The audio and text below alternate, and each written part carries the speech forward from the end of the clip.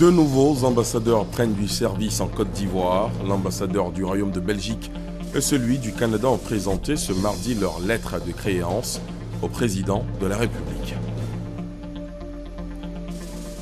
À 19 jours de la présidentielle ivoirienne, la commission électorale indépendante a remis aujourd'hui les documents électoraux aux représentants des 10 candidats à l'élection du président de la République du 25 octobre prochain. La remise a eu lieu au siège de l'institution, aux Deux Plateaux.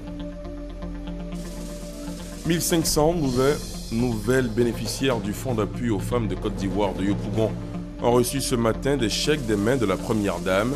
Dominique Ouattara a aussi fait don de 209 millions de francs CFA aux femmes de la commune. Et puis à l'étranger, cet accord trouvé sur un traité de libre-échange transpacifique entre les États-Unis et 11 autres pays, il vise à favoriser les échanges commerciaux dans le Pacifique. Ce nouveau marché représente 40% du produit intérieur brut mondial et 800 millions de consommateurs. Voilà pour le sommaire. Bonsoir à tous. Bienvenue dans la grande édition.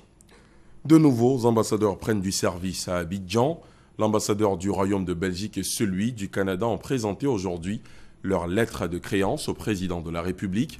Les deux diplomates s'engagent à œuvrer pour le renforcement des relations entre la Côte d'Ivoire et leurs pays respectifs. Jérôme Kofi Abolin. Ils sont pour l'un du Royaume de Belgique et pour l'autre du Canada. Ce mardi, dans la matinée, il est environ 11h30 quand ces deux diplomates arrivent tour à tour au palais présidentiel pour présenter leur lettre de créance au président de la République, Alassane Ouattara.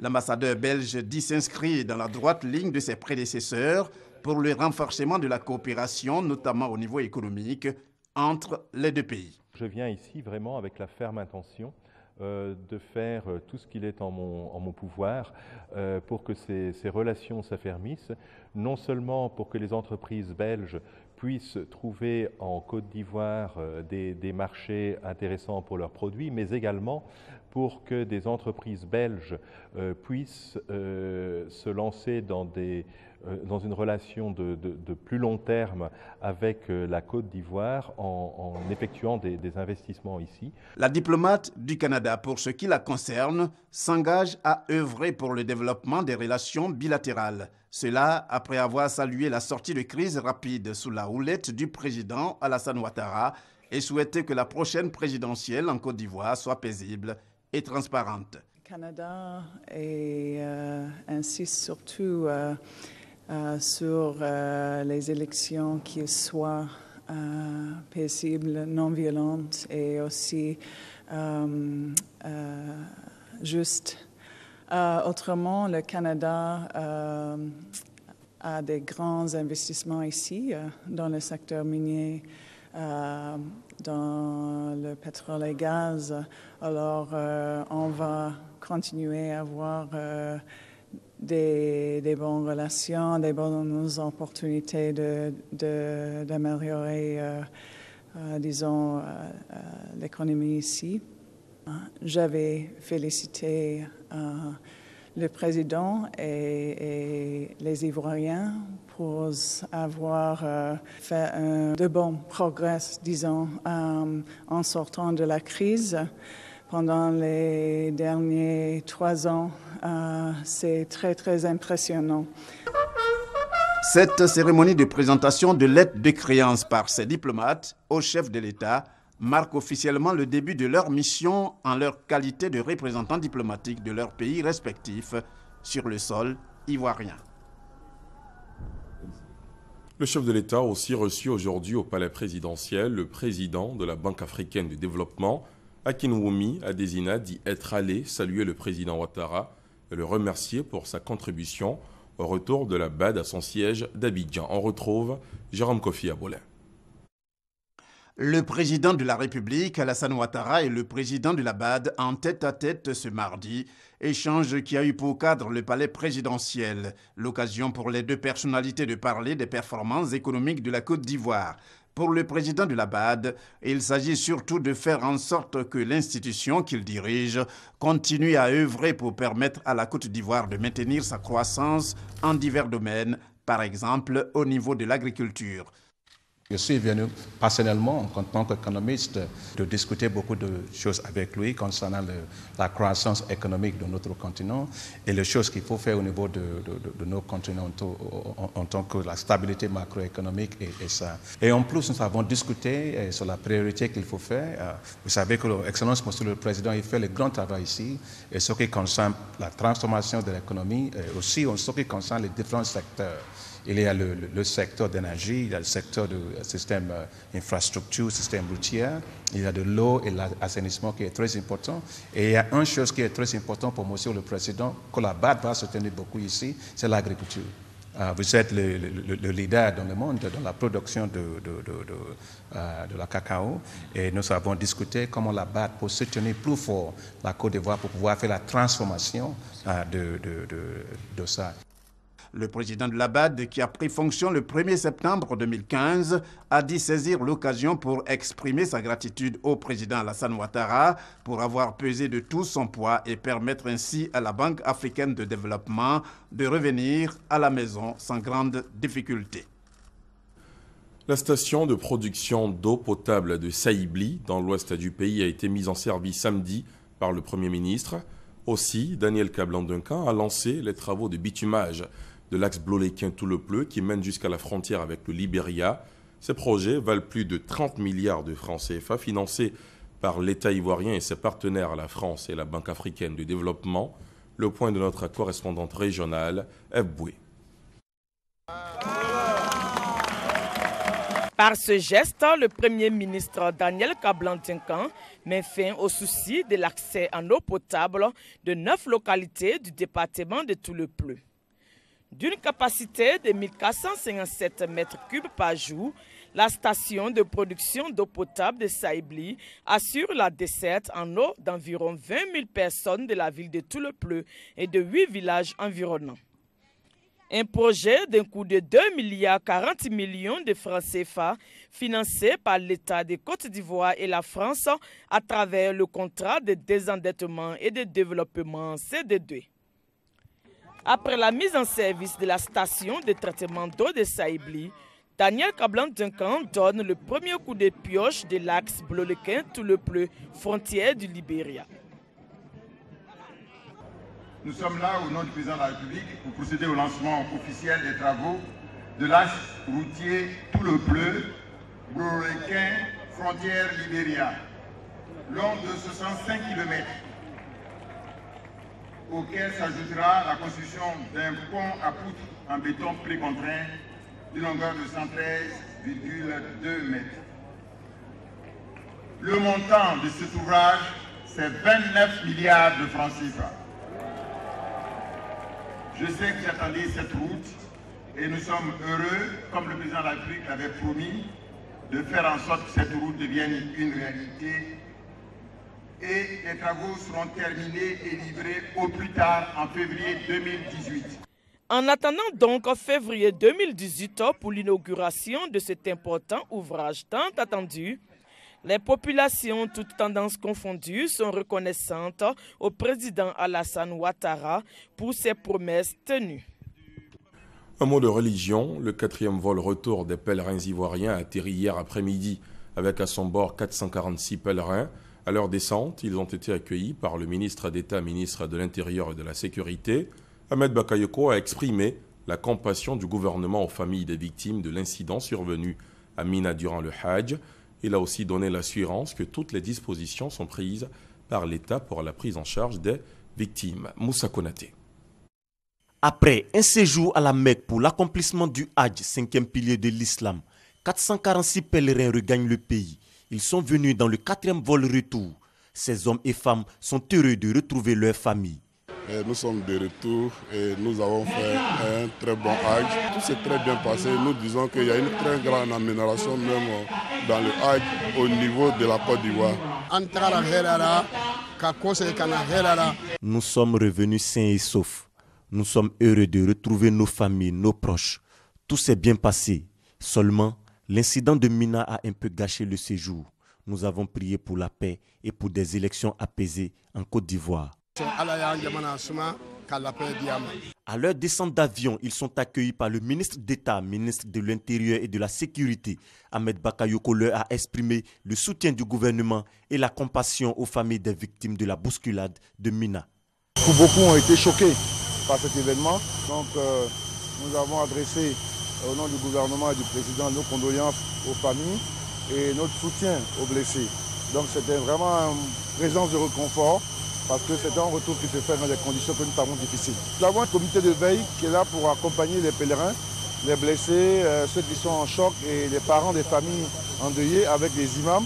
Donc ce dispositif va continuer à travailler pour faire en sorte que nos compatriotes puissent récupérer de ce choc très grave. Plus de 1800 pèlerins sont déjà de retour au pays sur les 4200 qui ont participé au Hajj 2015. Le gouvernement ivoirien a adopté pour l'année 2016 un projet de budget s'élevant à 5 873 milliards de francs CFA. Il est en progression de 12% par rapport à 2015. La politique budgétaire du gouvernement a été décryptée par le ministre chargé du budget. Abdourahmane Sissé était l'invité de la tribune des jeunes cadres du RHDP à Yamoussoukro. Le récit d'Abiba Dambélé Sawé. À peine sorti du Conseil des ministres extraordinaire du 1er octobre, où il a exposé devant ses collègues du gouvernement, sous l'œil avisé d'un expert en économie, le docteur Alassane Ouattara, le ministre Abdourahmane Sissé était devant les jeunes cadres du RHDP pour une séance fort enrichissante sur le budget de l'État de Côte d'Ivoire et l'annexe fiscale qui devrait, si le projet est adopté par le Parlement, réjouir à plus d'un titre le patronat ivoirien et tous les entrepreneurs de Côte d'Ivoire. Le budget de l'année 2016, qui s'équilibre en recettes et en dépenses à 5 813 milliards de francs, en hausse de 12% par rapport à 2015. Un budget dont la structure a évolué en prenant en compte les dépenses qui vont améliorer de façon substantielle les conditions de vie des Ivoiriens. En effet, 2 000 milliards sur le budget de 5 813 milliards seront consacrés à la lutte contre la pauvreté. Et ce chiffre est en hausse de 16% par rapport à 2015. 6% du budget seront consacrés aux dépenses de santé, 3 fois plus qu'en 2015. 21,5% affectés à l'éducation, un doublement comparativement à la période 2010-2015. Par ailleurs, la part du budget consacrée à l'agriculture a été multipliée par 4. Les producteurs de cacao en ressentent déjà les effets puisque le prix Borchamp du cacao a été fixé, et c'est historique, à 1 000 francs le kilo. Et ce n'est pas tout. La cerise sur le gâteau, c'est l'annexe fiscale qui va certainement redonner le sourire aux entrepreneurs qui dénonçaient la pression fiscale. Cette annexe fiscale est constituée d'un train de mesures incitatives. Le projet d'annexe fiscale que nous avons proposé pour l'année 2016 nous coûtera environ 15 milliards de francs CFA. Donc nous abandonnons, entre guillemets, 15 milliards de francs CFA, mais nous allons sûrement en avoir peut-être plus derrière. Elle concerne notamment l'amnistie fiscale. Explication. Nous proposons une date limite, qui est celle du 30 avril 2016. Nous proposons qu'il y ait cette date limite. Vous venez vous déclarer tout ce qui s'est passé, pas pendant l'année d'avant, mais vraiment tout ce qui s'est passé auparavant. On ferme les yeux et on essaie d'aller de l'avant sur de nouvelles bases. Donc c'est ce que nous proposons au secteur privé, de sorte à ce qu'on puisse avoir une assiette fiscale qui soit la plus large possible. Parce qu'il y a un potentiel fiscal important en Côte d'Ivoire. Des mesures incitatives pour favoriser l'emploi des jeunes sont également prévues. Une clause de sous-traitance, un grief fait à l'État de Côte d'Ivoire qui est accusé de faire la part belle aux grandes multinationales au détriment des entreprises locales. Faisons en sorte que nous ayons des PME qui puissent avoir les compétences demain pour pouvoir postuler. Avoir les compétences demain, cela veut dire que lorsqu'il y a une grande entreprise qui vient faire un grand marché, on va lui imposer de se mettre avec des entreprises ivoiriennes. La solution la plus simple, c'est de dire, si vous décidez d'affecter 30% de votre marché à une entreprise ivoirienne, vous pouvez bénéficier jusqu'à 15% de réduction de votre prix sur le marché. Ce sont des efforts importants consentis par l'État de Côte d'Ivoire, soucieux du bien-être des Ivoiriens. de façon inclusive. Un changement de la structure du budget 2015 pour que la Côte d'Ivoire aille à l'émergence. Et pour son exécution, il faut, selon le ministre du Budget, Abdourahmane Cissé, de la transparence et de la fluidité. L'économie toujours, et la Côte d'Ivoire figure au nombre des 6 pays africains qui ont connu une amélioration dans l'indice Moi Ibrahim de la gouvernance en Afrique. L'indice Ibrahim de la gouvernance en Afrique est publié chaque année et fournit une évaluation approfondie de l'état de la gouvernance dans chacun des 54 pays africains. L'éclairage d'Adama Koné. 6 pays africains sur 54 ont réussi à passer les 4 vitesses de l'indice Moi Ibrahim de la gouvernance. La Côte d'Ivoire arrive en tête des pays ayant réussi cet exploit, suivi du Maroc, du Rwanda, du Sénégal, de la Somalie et du Zimbabwe. Les 4 catégories ayant servi de base à l'évaluation sont 1. Sécurité et état de droit, 2. Participation et droits de l'homme, 3. Développement et 4. Développement humain. La Côte d'Ivoire est classée championne en matière de progrès sur ces 4 variables depuis 4 ans. Ce qui s'améliore clairement est le développement humain. La santé et l'éducation ont continué à s'améliorer au cours des 4 dernières années. C'est une très bonne nouvelle. D'une manière générale, l'indice Moi Ibrahim note que la progression de la gouvernance en Afrique faiblit. La Fondation Moi Ibrahim publiera en février 2016 un autre indicateur permettant d'apprécier les avancées de l'Afrique. Il s'agit du prix du gouvernant qui aura œuvré au bien-être de sa population et qui aura quitté ses fonctions conformément à la Constitution. Autre actualité économique en bref et en images, c'est la baisse des prix du carburant à la pompe. Le gasoil est passé de 580 à 570 francs CFA le litre, soit une baisse de 10 francs CFA.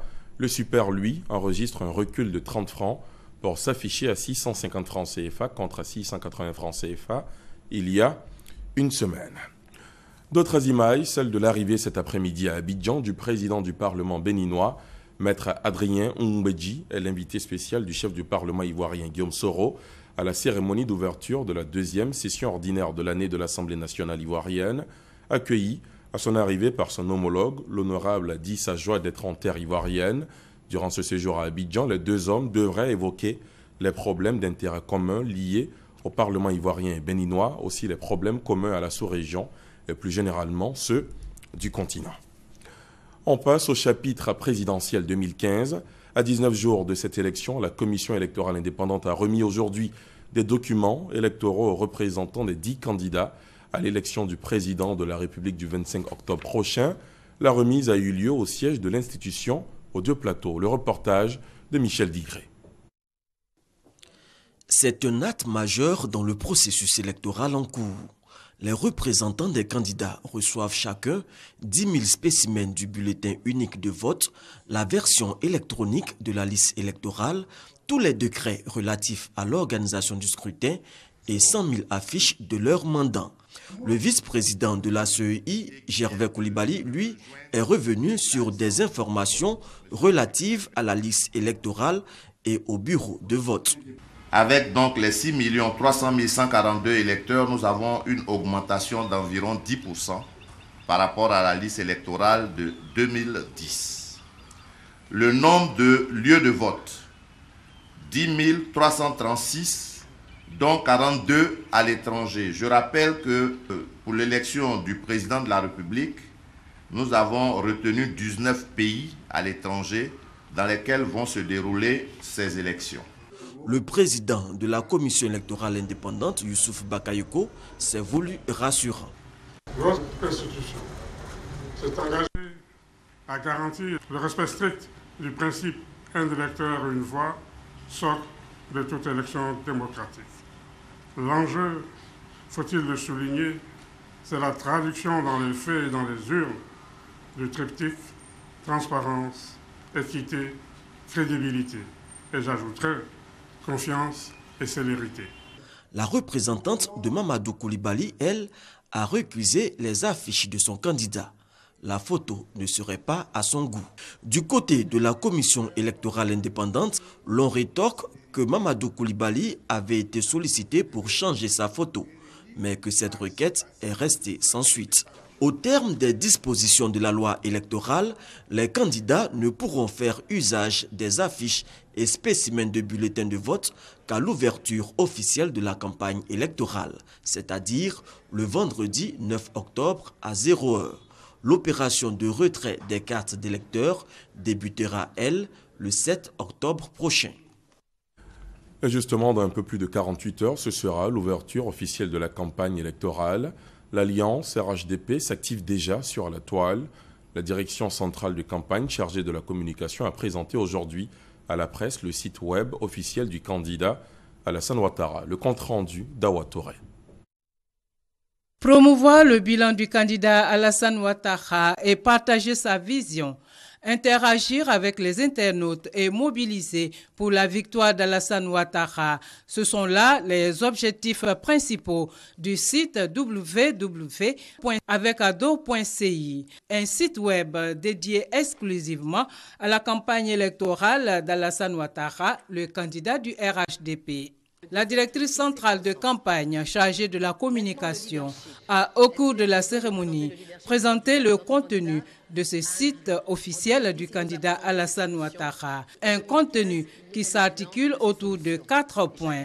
La présentation du candidat et son équipe de campagne, la promotion du bilan et de la vision d'Alassane Ouattara, l'interactivité avec les internautes et l'actualité de la campagne. Objectif 2015-2020, c'est la construction d'un Ivoirien nouveau. Un Ivoirien qui respecte les institutions. Un Ivoirien qui travaille dans l'union. Un Ivoirien qui travaille dans la discipline. Un Ivoirien qui est au travail tout simplement. Donc face à ces enjeux électoraux, pour 2015, le candidat Alassane Ouattara a décidé de mettre au cœur de sa stratégie les technologies de l'information et de la communication. Donc le site web de campagne que nous avons lancé vraiment permettra de retransmettre clairement le message de campagne de notre candidat Alassane Ouattara, qui est www.avecado.ci. L'équipe de communication de la campagne électorale du candidat du RHDP s'est par la suite prêtée aux questions des journalistes. La démonstration à l'appui donnait l'assurance quant à la fiabilité des applications et la richesse du contenu. Grâce au streaming, les meetings du candidat Alassane Ouattara pourront être suivis en direct partout dans le monde. Le représentant de la Direction nationale de campagne, Akosi Benjo, a salué la qualité du travail accompli. C'est l'occasion de passer à travers des outils comme ça pour montrer ce qu'est la Côte d'Ivoire. Parce qu'entre la réalité et la perception, il y a parfois une différence. Il faut absolument que dans le monde entier, tout le monde sache qu'est-ce que c'est que la Côte d'Ivoire. Je voudrais féliciter l'équipe, que ceci soit animé et que nous puissions avoir des retours pour que la Côte d'Ivoire redevienne ce qu'elle n'aurait jamais dû cesser d'être. En plus de l'adresse principale www.avecado.ci, le site web de campagne est aussi accessible à partir de www.adosolution.ci et www.avecado-ci.com. Je vous le disais en titre, le FAFSI a encore fait des heureuses ce matin. 1500 nouvelles bénéficiaires du fonds d'appui aux femmes de Côte d'Ivoire issues de la commune de Yopougon ont reçu ce mardi des chèques des mains de la première dame. Dominique Ouattara a aussi fait don de 209 millions de francs CFA en matériel et en espèces. Le compte-rendu de Viviane Haïm. Dans la commune de Yopougon, ce sont 3500 femmes qui avaient déjà bénéficié du FAFSI, le fonds d'appui aux femmes de Côte d'Ivoire. Ce mardi 6 octobre, 1500 autres femmes de la commune devaient bénéficier à leur tour du service inestimable de ce microcrédit créé par la première dame Dominique Ouattara pour venir en aide à ses sœurs ivoiriennes les moins favorisées. L'annonce de la venue ce mardi à Yopougon de la première dame avait suscité la mobilisation des milliers de femmes de la commune, individuellement ou en association. La place Figayo s'avérait étroite pour accueillir tout ce monde. Elle voulait voir la première dame et lui dire merci pour toutes ses actions en faveur des femmes de Côte d'Ivoire. C'est avec la joie et le soulagement d'avoir réussi la mission que lui avaient confiée les femmes de sa commune que le maire, le ministre d'État Gilbert Koné Kafana, a souhaité l'akwaba à l'illustre hôte de Yopougon. Population de Yopougon, femmes de Yopougon, nous l'avions souhaité, mais avec beaucoup d'assurance, nous savions toutes et tous à Yopougon que inévitablement notre tour viendrait et nous sommes tellement heureux ce matin. Les femmes de Yopougon font partie des premières qui ont bénéficié du FAPSI. C'est aussi par des témoignages émouvants que plusieurs d'entre elles ont rendu hommage à leur bienfaitrice. Nous sommes partis à la COPEC d'Andokwa, parce que nous sommes Andokwa. Et nous sommes approchés de la responsable du prêt de FAPSI pour dire, madame, nous voulons le prêt FAPSI, nous sommes dans les besoins. Comment faire? Est-ce que pour avoir le prêt FAPSI, il faut avoir les moyens ou il faut être reconnu quelque part? La dame a dit non. Le prêt FAPSI est là pour vous qui n'êtes même pas connu, qui n'avez rien, qui veut être aidé. Le prêt FAPSI est là pour vous. J'ai 4 enfants. Le prêt FAPSI a réveillé ma famille. Aujourd'hui, Dieu merci, mon enfant, là, mon premier fils a eu son bac. J'ai pu pousser mes enfants dans l'école. Ils ont eu les amens. Je remercie notre maman Dominique Ouattara. Mais c'est par la voix de leur porte-parole qu'elles ont tenu à traduire leur reconnaissance à la première dame et à son époux, le président de la République, Alassane Ouattara. Nos ONG, nos fêtières d'organisations féminines, nous sommes mobilisés pour vous célébrer et témoigner devant le monde entier le bonheur infini que procure chaque jour ce cœur en or que vous portez. Au-delà de tout, cette exceptionnelle mobilisation est un message de reconnaissance au couple Ouattara qui nous le traduira de fort belle manière le 27 octobre 2015. Par un soutien massif au président de la République, Alassane Ouattara. À ces milliers de femmes, la ministre Anne-Désirée Ouloto a demandé d'être les ambassadrices de ce qu'elles ont elles-mêmes pu voir et constater. Est-ce que parmi les femmes, Mme Dominique a demandé qui est RHDP? Elle a demandé ça? Est-ce qu'elle a demandé qui est FPI? Elle a demandé qui est, je ne sais pas, parti progressiste ou bien parti communiste? Est-ce qu'elle a posé toutes ces questions? Elle dit femme, c'est femme. C'est pour vous dire que comme son mari, elle veut une Côte d'Ivoire rassemblée, une Côte d'Ivoire unie, une Côte d'Ivoire réconciliée. Chères sœurs, quand vous repartirez d'ici les bras chargés, vous n'aurez plus de problème grâce à Maman Dominique Ouattara. Vous devez donc être les ambassadrices de Dominique Ouattara à Yopougon pour la paix et la cohésion sociale. Les 1500 nouvelles souscriptrices au FAPSI ont reçu leur chèque remis par la première dame Dominique Ouattara. En plus de ces chèques, la première dame avait une importante quantité de dons pour 20 000 associations de femmes et ONG de Yopougon, pour une valeur de 200 millions de francs, plus un don en espèces de 9 millions de francs pour les différentes composantes de la population de la commune. Les femmes de Yopougon avaient elles aussi des présents pour la première dame, composés de pain traditionnel et de vivres. Moment de partage dans une ambiance de fête entretenue par plusieurs artistes. La première, un message de la part du président de la République.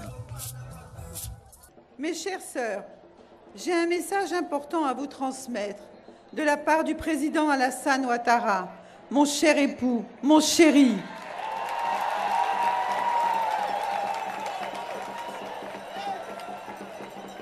Il m'a chargé de vous dire qu'il sera à Yopougon lundi prochain et il m'a demandé de vous embrasser très très très fort.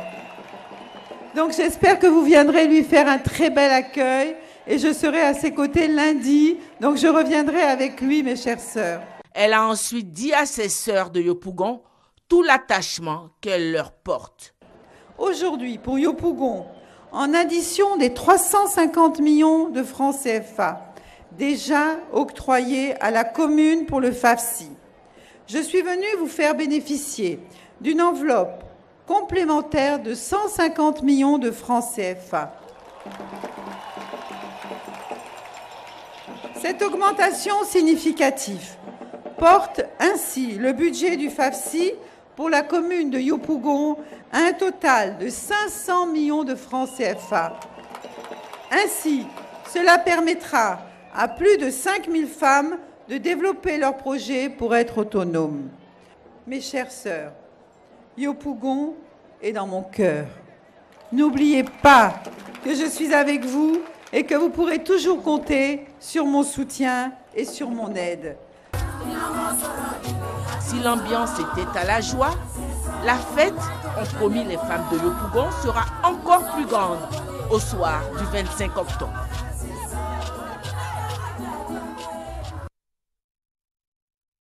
À l'étranger, un accord a été trouvé sur un traité de libre-échange transpacifique entre les États-Unis et 11 autres pays.